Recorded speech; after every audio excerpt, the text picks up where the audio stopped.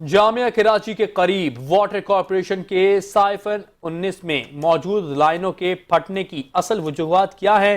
COO water corporation engineer Asadullah Khan का siphon 19 की सूरत हाल पर तफसीली वीडियो बयान जारी कर दिया गया। COO water corporation engineer Asadullah ने कहा है कि वाटर कॉरपोरेशन की जामिया कराची के करीब साइफन 19 में मौजूद पानी की लाइनें कई दहाइयों पुरानी हैं। एक लाइन 1956 जबकि दूसरी लाइन 1971 में बिछाई गई थी।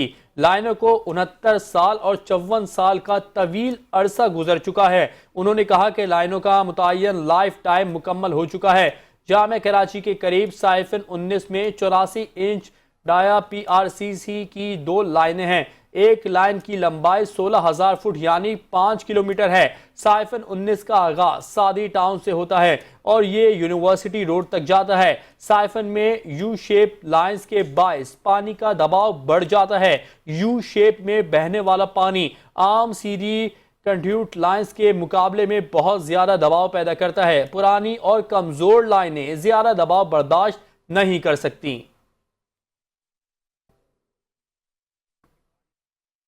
ज़्यादा होता है। साइफन जो होती है वो ग्रेविटी पे नहीं होती है, साइफन में प्रेशर बनता है।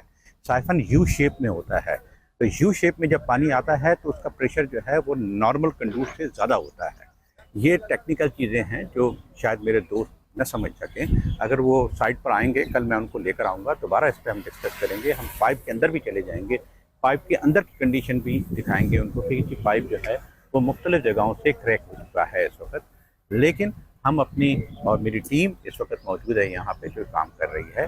हमारा इस वक्त जो ये है कि ये पोर्शन जो है इसको हम एमएस का पाइप आप दिखा सकते हैं, वो तैयार हो रहा है। रात तक इंशाल्लाह ये एमएस का पाइप उतर जाएगा। उसके बाद हम इसके अंदर लेड पोरिंग करेंगे।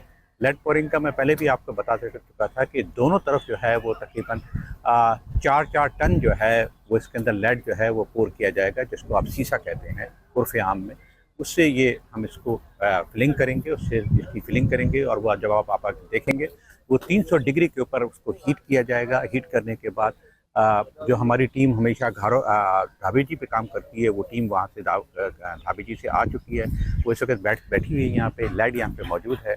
जैसे ही ये एमएस का काम ख़त्म हो जाएगा उसके बाद इसकी जूट की, इसकी सन की, इसकी जो है बुनाई होगी। आफ्टर दैट जो है हम इसके अंदर लेड पोरिंग करेंगे 4 टन दोनों सतह से, ताकि ये मजबूत हो जाए। ये तो इस वक्त का फ़िलहाल का काम है।